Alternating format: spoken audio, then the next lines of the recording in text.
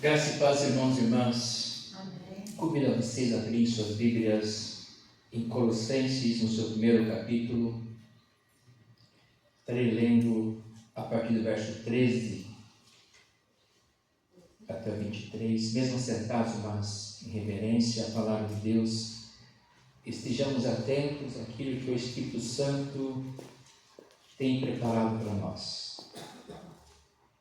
Colossenses 1, de 13 a 23, diz assim, a palavra do Deus vivo. A excelência da pessoa e da obra de Cristo. Colossenses 1, a partir do 13. E Ele nos libertou do império das trevas e nos transportou para o reino do Filho do seu amor, no qual temos a redenção, a remissão dos pecados. Este é a imagem do Deus invisível, o primogênito de toda a criação. Pois nele foram criadas todas as coisas, nos céus e sobre a terra, as visíveis e as invisíveis, sejam tronos, sejam soberanias, quer principados, quer potestades. Tudo foi criado por meio dele e para ele. Ele é antes de todas as coisas, nele tudo subsiste. Ele é o cabeça do corpo da igreja. Ele é o princípio, o primogênito de entre os mortos, para que em todas as coisas tenha a primazia, porque aprove a Deus que nele residisse toda a plenitude, e que, havendo feito a paz pelo sangue da sua cruz, por meio dele reconciliasse consigo mesmo todas as coisas, quer sobre a terra, quer nos céus. E a vós outros também, que outrora éreis estranhos e inimigos no entendimento pelas vossas obras malignas, agora, porém, vos reconcilio no corpo da sua carne, mediante a sua morte, para apresentar-vos perante ele santos, inculpáveis e irrepreensíveis. Se é que permaneceis na fé, alicerçados e firmes, não vos deixando afastar da esperança do Evangelho, que ouvistes e que foi pregado a toda a criatura debaixo do céu, e do qual eu, Paulo, me tornei ministro. Amém. Pai querido, Pai eterno, somos gratos porque o Senhor nos reuniu nesse santuário para juntos, mais uma vez aqui, meditarmos na Sua excelsa palavra.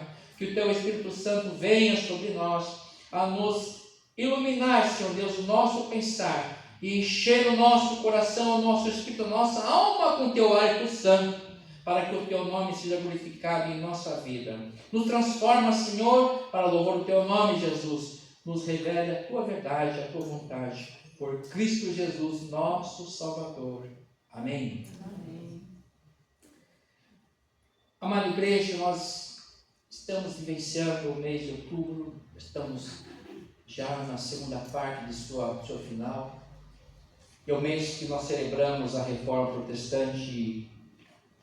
Isso é muito importante, é relevante para nós entendermos o que isso significa, não só historicamente, mas principalmente sob o viés espiritual da caminhada da igreja que se remodela por um novo prisma, a saber, sob o prisma das Escrituras Sagradas. Só a Escritura, só a Palavra de Deus. E eu, a partir de hoje, estaremos meditando nesse texto aqui por alguns domingos, esse mesmo texto, que é um texto riquíssimo, que nos fala muito ao coração. E essa mensagem que hoje começa foi baseada, forjada, digamos assim, a partir de um filme que nós assistimos, A Forja, que nós recomendamos a todos que assistam e se preparem para ser impactados com o Evangelho do Senhor Jesus nas telas. Esse é o objetivo, inclusive, desse filme, impactar as vidas, de maneira especial impactar a vida dos cristãos. Isso me levou a pensar, a refletir na mensagem que fica no nosso coração. Cada um recebe uma mensagem, cada um o Senhor trabalha de maneira diferenciada. O Senhor vem até nós e cada um dentro das nossas necessidades, nós vamos recebendo do Senhor o alimento que nós precisamos. Por isso nós precisamos estar sempre atentos, que às vezes no cicio, durante o culto, o Senhor nos fala. Às vezes, num momento assim, que para a maioria não tem muito sentido, é quando o Senhor quer conversar conosco. E eu fiquei pensando no texto, na palavra que estava ali tocando no coração, naquela mensagem, daquele filme. E me veio esse texto que eu quero compartilhar com vocês por alguns domingos, ok? E eu queria falar sobre a excelência da vida. A excelência da vida. A excelência é aquilo que excede a mesmice, que excede a mediocridade, excede a média das coisas, é excelência. Nós precisamos viver a nossa vida com excelência, não apenas passar por ela, deixar os dias passando, as horas passando, como se não houvesse amanhã. Não, amanhã vai existir, nós somos eternos e precisamos forjar isso da melhor forma possível, construindo a nossa eternidade, construindo uma vida dia após dia da melhor forma possível. Nunca passar um dia sem agradecermos a Deus, sem pensarmos nas oportunidades que tivemos, sem aproveitarmos as oportunidades que temos de sermos felizes de fato, sermos bem-aventurados de fato, sermos tocados de fato pelo Senhor e sermos também aqueles que serão usados para esse toque especial, para que a vida valha a pena. Fazer da vida algo excelente. A nossa vida tem que valer a pena para nós. Às vezes nós queremos ser felizes, queremos que desenvolver os nossos sonhos, projetos, mas esquecemos de olhar o que é isso, o que é a excelência da vida, o que é a vida para nós. O que hoje é o melhor para mim e para você, a não ser adorarmos a Deus e recebermos dele o que ele tem para nós, que é coisa excelente. O Senhor tem o melhor sempre para nós. Ele deu o seu melhor para mim, para você, para que tivéssemos vida e vida abundante. Ele desceu e se transformou em homem, na figura de Jesus Cristo, o Filho do Deus vivo, para nos mostrar o caminho, uma vida de bem-aventurança, de excelência. Então nós não podemos passar por essa vida de qualquer jeito. Devemos aproveitar o nosso tempo, remir o tempo, porque é o Senhor se revelando a mim e a você a cada minuto. É Deus que caminha comigo, Ele não foi para lugar nenhum. Ele está junto ao Pai, intercedendo por nós, caminhando comigo e com você. Ele jamais se ausenta das nossas vidas, até e principalmente nos momentos mais difíceis que nós enfrentamos. O Senhor é um Deus que nos ama e Ele quer que nós tenhamos uma vida de excelência. E às vezes nós ficamos nos arrastando pela vida. E esse filme então me fez analisar, pensar, a partir da nossa realidade, um pouquinho sobre esse tema, a excelência da vida. Qual é a visão global, total que temos da vida? Daquilo que nos envolve com tudo que tem à nossa volta. Nós não somos uma ilha. Nós não somos uma ilha. Não estamos perdidos no meio do mar, no oceano. Estamos lá, abandonados, sujeitos às tempestades, sujeitos aos Miltons da vida. Nós somos conectados por Deus, não estamos isolados. Por mais que às vezes nós nos conectamos da realidade do outro, o Senhor vem e nos conecta com Ele através de Jesus. E nós estamos inseridos na sociedade, no mundo, na igreja. Se você ainda não pensou nisso, comece a ver que fazemos parte de uma grande comunidade global que nos une, conecta cada vez mais. E logo devemos pensar que, como pessoas, estamos ligados uns aos outros. Às vezes ficamos que nem Elias na caverna lá, desanimado, triste, pedindo a morte, inclusive para o Senhor, achando que estava sozinho. E o Senhor alimentou ele, trouxe ali pães, um pouco de carne, carboidrato, energia, pronta, vamos lá. E agora você desce e continua vivendo. Que nem você, só que nem você tem 7.000. Tinha 7.000 Elias ainda, trabalhando pregando, se envolvido com a obra de Deus. Isso me faz assim muito feliz, porque são muitos Elias com a capacidade dele, apesar daquele momento a humanidade dele estar muito à tona da sua tristeza, da sua doença emocional, da sua humanidade como nós. E o Senhor anima ele, continua vivendo e fazendo o seu melhor, continua atacando aí, vivendo contra os profetas de Baal, que são muitos. Só naquele episódio, antes dele entrar na caverna, ele dera cabo de 450 profetas de Baal. Muitos! Uma luta terrível. São muitos inimigos que nós enfrentamos à nossa volta, há muito que enfrentarmos. Então o Senhor vem e nos conecta. Primeira coisa, devemos pensar em nos ajustar e saber que esse mundo e tudo que nele há foi e é obra de Deus. Nós estamos destruindo, sim, é verdade, a obra de Deus, mas nós precisamos retomar e falar e pensar que Deus é soberano e tudo que foi feito aqui é para Ele e tudo é dele. Nós nos perdemos, nós nos desconectamos do Deus vivo, nós esquecemos quem nós somos. O apóstolo Paulo era um homem que sabia quem era e em que tempo ele vivia. E ele vivia intensamente. Ele vivia sob a égide do Império Romano. Nós não temos noção do que é isso, da violência daquele governo, daquele Estado. Todos que viviam sob a égide do Império Romano eram como se fossem prisioneiros, como se fossem ser escravos, pagando altos impostos e sem muita liberdade. E o Deus presente era o César. Então tinha que adorar sim, servir a Deus, mas com jeitinho, com inteligência, para que você pudesse desenvolver a obra de Deus. Não era inconsequente, mas ele não deixou de pregar a palavra de Deus um só minuto, mesmo em prisão. Ele viveu intensamente política, social e espiritualmente. Ele tem aqui plena consciência do seu entorno, daquele império que dominava o seu tempo, que privilegiava o reino humano dos homens. E às vezes nós fazemos o mesmo, achamos que o reino aqui é só nosso, nós que organizamos, nós que planejamos, nós que fazemos, nós que somos nós, e nós somos o centro de tudo. Não é. Nós agimos assim, nós somos egoístas, achamos que temos o controle de tudo e não temos, viu? Se Deus não deixar você respirar, você já é. Você fala assim, coração para, o coração parou.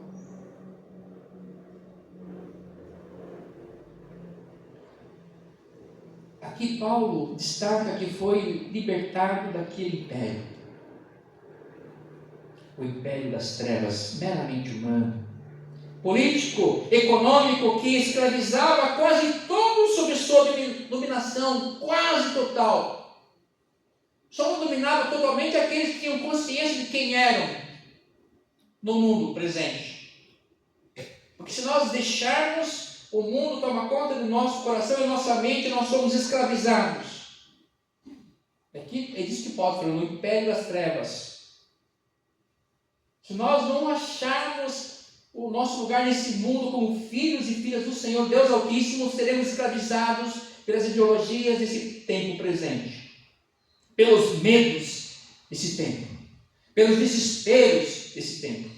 Essa semana nós assistimos aí um monte de gente aí desesperada, com medo que vai cair árvore, vai cair energia, meu Deus do céu, corre para casa. E aí fui passear no shopping com a esposa, o shopping vazio, glória a Deus. E está todo mundo em casa já. Mano, cadê o povo? É o medo da chuva, velho. É o medo da morte. É o medo do infortúnio. Porque é uma sociedade que tem medo da própria sombra, porque não sabe quem é. Não reconhece quem é o seu Deus, o seu Criador. Não estou falando aqui de inconsequências, não. Nós temos que ser previdentes. Cuidar sim do hoje para amanhã, mas vivermos um dia após outro com qualidade, com excelência. O mundo está aí sim, mas são os impérios que nos escravizam, nos colocam medo, além da conta.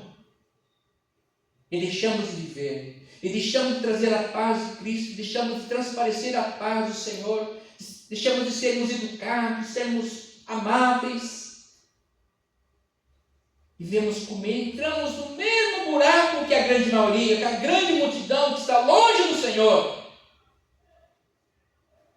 Então nós precisamos voltar a entender o que é essa vida e vivermos essa vida com excelência. Voltando ao tema. Viver de maneira excelente diante de Deus que é todo-poderoso. Que Ele veio trazer o que? Vida e vida plena, abundante. Para de ficar reclamando, choramingando. Para de enfatizar as suas enfermidades. São muitas que nós temos. Todo mundo tem suas enfermidades. Mas para de viver em função dela. Para de viver em função das suas dificuldades, das suas tristezas. Para de ficar escravizado a esses impérios das trevas que querem tirar a sua atenção para uma vida medíocre, uma vida sem sentido. E o tempo vai passando, e o projeto da pessoa é de trocar de medicação. O projeto dele é comprar um café melhor. O projeto dele é viver abundantemente, buscando primeiramente o reino dos céus e a sua justiça, que as demais coisas não serão acrescentadas. Palavras do Deus Altíssimo. Paulo percebia as trevas que permeavam a sua volta naquele tempo. Paulo foi sacado daquele mundo dominador. Apesar de ser desde sempre muito religioso, ele foi resgatado, ele foi confrontado por Cristo Jesus. Paulo vivia intensamente, antes de se encontrar com Jesus, ele servia aquele mundo, aquele império religioso que era, achando que a sua religião era certa, correta, era perfeita, até que ele se encontrou com Jesus. Paulo, antes da conversão, estava inserido naquele império em tantas trevas, em tantas religiosidades do seu tempo, que nos mostra o quanto estava perdido, mesmo religioso. Às vezes a gente fica pensando assim, conversando com Deus, um mundo em trevas e um mundo muito religioso, que vão encher o inferno com muita religião. Esse é o mundo humano, o império das trevas. O que mais tem é religião. Nós temos guerras em curso em nome de Deus. Guerra santa. Jesus transportou Paulo para um outro reino. O reino dos céus, o reino de Deus. Tirando ele do reino dos homens e colocou ele no reino de Deus. E ele começou a enxergar, quando caíram-lhe as camas dos olhos, ele começou a enxergar uma nova vida, uma nova realidade, e no mesmo mundo. Você não vai trocar de casa, você não vai andar de olho, agora andar de Rolls Royce. Não, você vai viver do mesmo jeito, mas vai enxergar as coisas diferentes. Vai chegar numa beleza diferente. Essa é a conversão, a mudança, é a metanoia, a transformação de mente, de visão. Então precisamos levantar a cabeça e olhar e enxergar o que de fato está à nossa frente, através do prisma, da ótica, da lente de Cristo. Às vezes nós nem usamos óculos, mas parece ter um óculos de 50 mil graus, e enxergamos tudo errado, tudo torto, translúcido. Porque não olhamos sobre o viés de Jesus. Não usamos as lentes, a ótica do Cristo Salvador, o dono de tudo.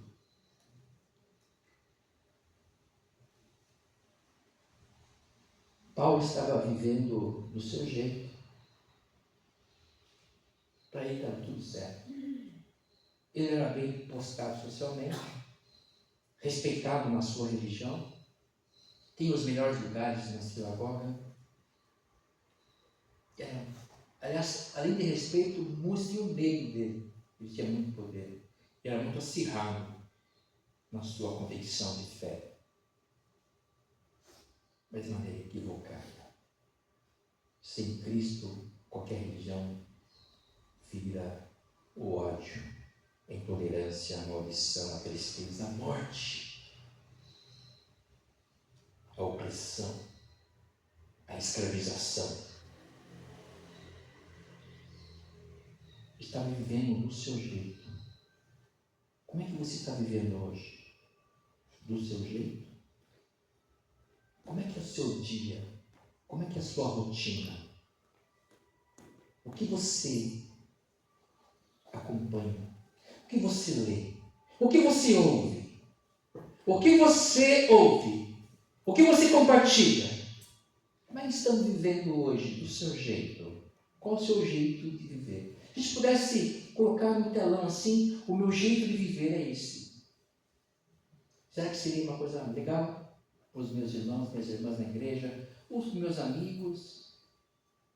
Será que faria diferença para alguém o meu jeito de viver para alguém?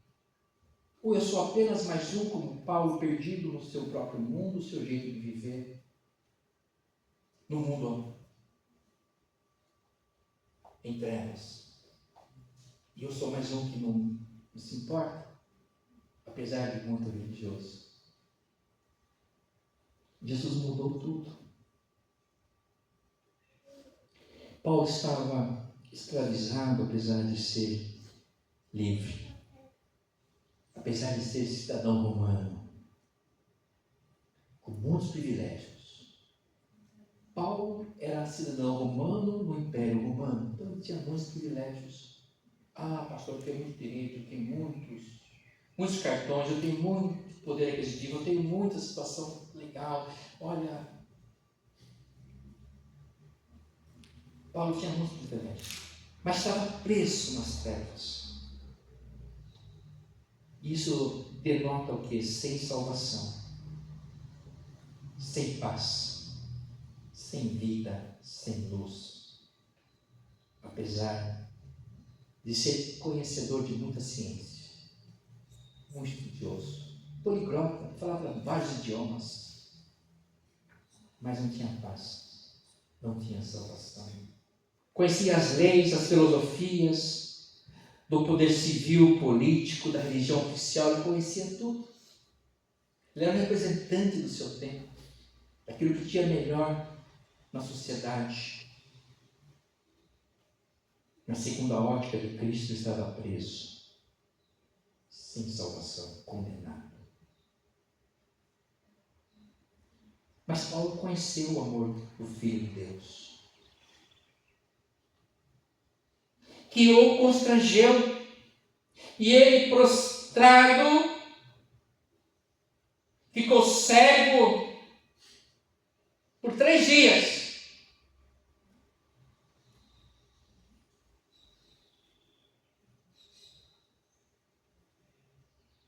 E ele, com certeza, nesses 3 dias de cegueira, ele pôde ver que, mesmo vendo, ele não enxergava. Tem um ditado, né? Que o pior cego é aquele que não vê nada. Aquele que não quer ver.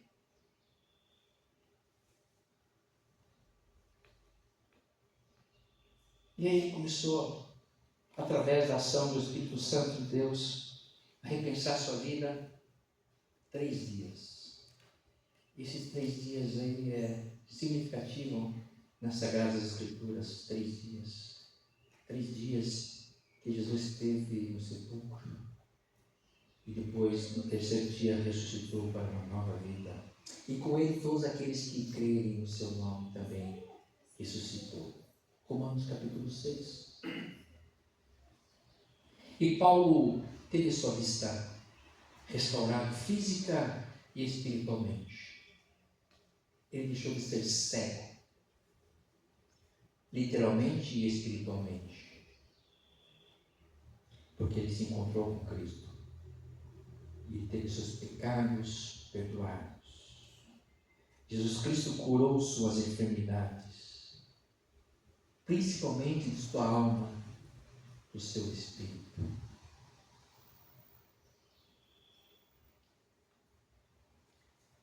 O encontro com Cristo muda tudo. nos coloca diante da vida que nós estamos vivendo e diante da vida que nós precisamos viver e podemos viver. Desde que de fato a gente comece a pensar e deixar Jesus agir. E como é que seria a minha vida, não do meu jeito, mas do jeito de Cristo?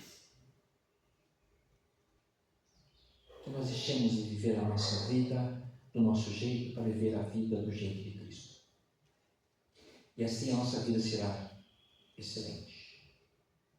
Entenderemos um pouquinho a excelência da vida, aquilo que é de fato importante. Ele não vai sacar você da sua realidade. Não, é onde você está. Claro que sempre queremos melhorar, mas é onde nós estamos. É aí que nós vamos viver a vida de excelência. Que o Espírito Santo do Senhor Jesus continue nos falando, nos alimentando, nos tocando, nos envolvendo, nos iluminando, nos dando nova visão para vivermos segundo o seu próprio propósito, que é uma vida com excelência. Amém. Amém. Louvemos a Deus com alegria, com o cântico 205. Eu venho como estou. Louvemos a Deus.